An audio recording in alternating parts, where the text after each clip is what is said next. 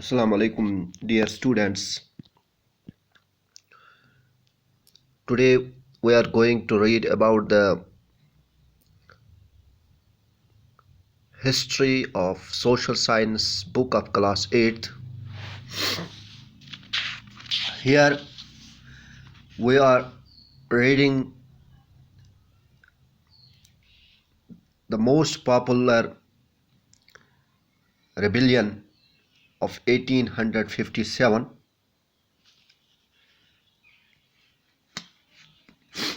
You observe in the pic in the figure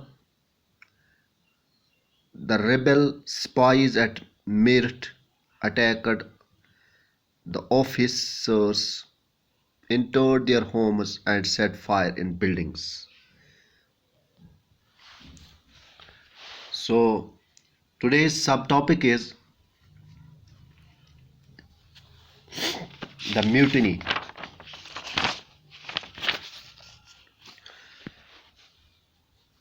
As you know that most of the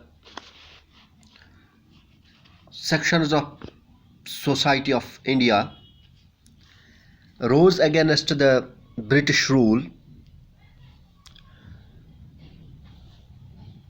The soldiers who were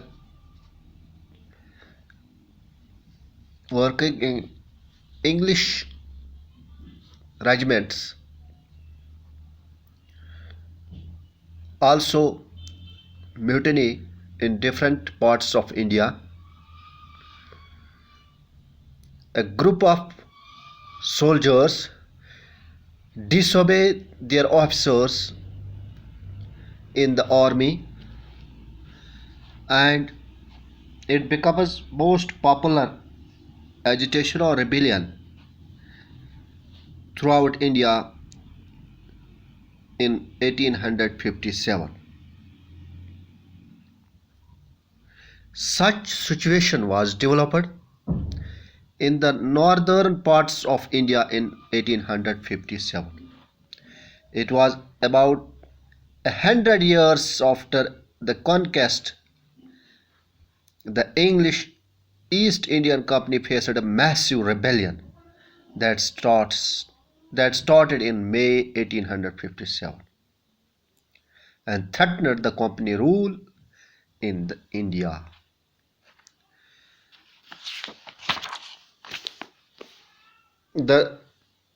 On May 29th, 1857, a young soldier known as Mangal Pandey was hanged to death for attacking his officers in Bharkpur.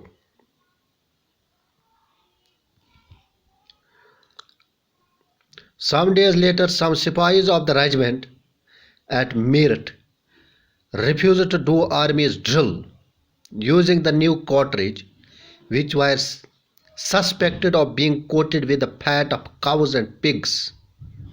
85 Sipahis were dismissed from services and sentenced to 10 years jail for disobeying their officers. This happened on May 9th, 1857. And at the response, the soldiers in Meerut on 10th May marched to the jail in Meerut and released the imprisoned Sipahis. They attacked and killed British officers. They captured guns and ammunition and set fire to the buildings and properties of the British and declared war on the Faranges. Faranges means foreigners.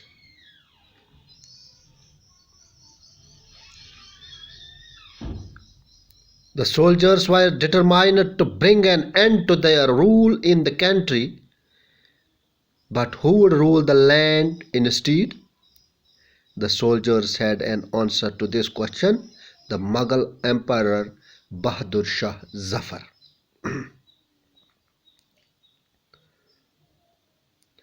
The spies rode across the North India from Meerut. They, they crossed and reached at Delhi. They gathered around the Red Fort where Bahadur Shah Zafar was lived, demanding to meet him.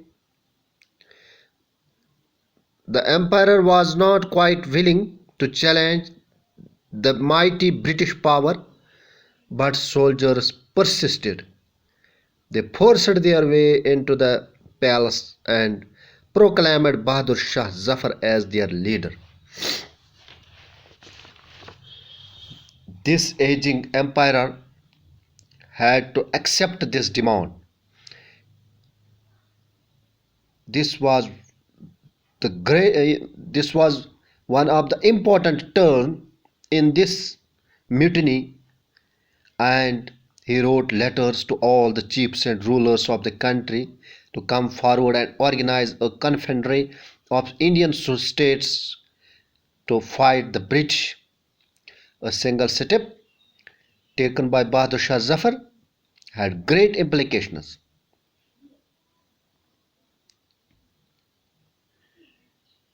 Most smaller rulers and chieftains controlled different territories on behalf of Mughal ruler. Threatened by the expansion of British rule, many of them felt that if the Mughal emperor could rule again, they too would be able to rule their own territories more under Mughal authority. The British had not accepted this to happen. But Bahadur Shah Zafar's decision to balance the rebellion changed the entire situation dramatically. Often, when people see an alternative possibility, they feel inspired and enthused. It gives them the courage, hope, and confidence to act. The rebellion spread, rooted from Delhi,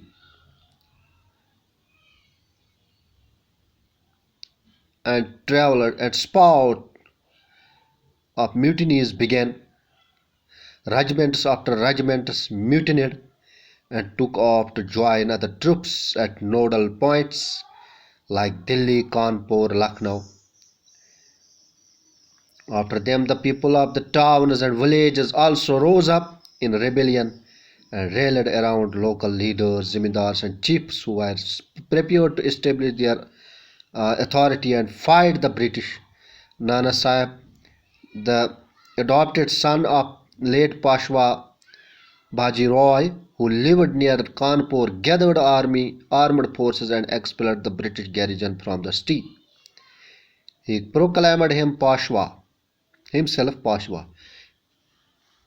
He declared he was a governor under Emperor Bahadur Shah Zafar.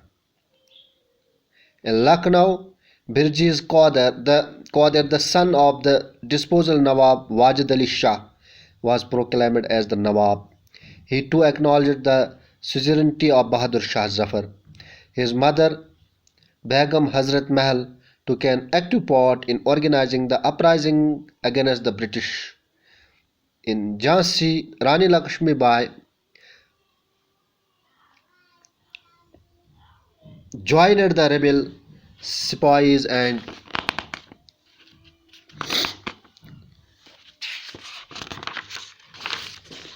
fired the British along the Tanti Topi, the general of Nana Sahib. In the Mandla region of Andhra Pradesh, Rani Avinta Bai Lodi of Ramgarh raised and led an army of 4,000 against the British who had taken over the administration of the state. A situation of widespread popular rebellion developed in the region of Oudh in particular on 6th August 1857. Many new leaders came up, for example, Ahmadullah Shah, a Maulvi from Faizabad, prophesied that the rule of the British would come to an end soon. He caught the imagination of the people and raised a huge force of supporters. He came to Lucknow to fight the British. In Delhi, a large number of Ghazis or rebellious warriors came together in wipe out the white people. Bakht Khan, a soldier from Bareilly, took charge of a large force of fighters who came to Delhi. He became a key military leader of the rebellion. In Bihar, the old Zamindar Kanwar Singh joined the rebel Sipahis and battled with the British for many months. Leaders and fighters from across the land joined the fight. This was all about the mutiny of 1857, and in another lecture we will try to understand the company's fight back. And today that is all. Goodbye. Thank you.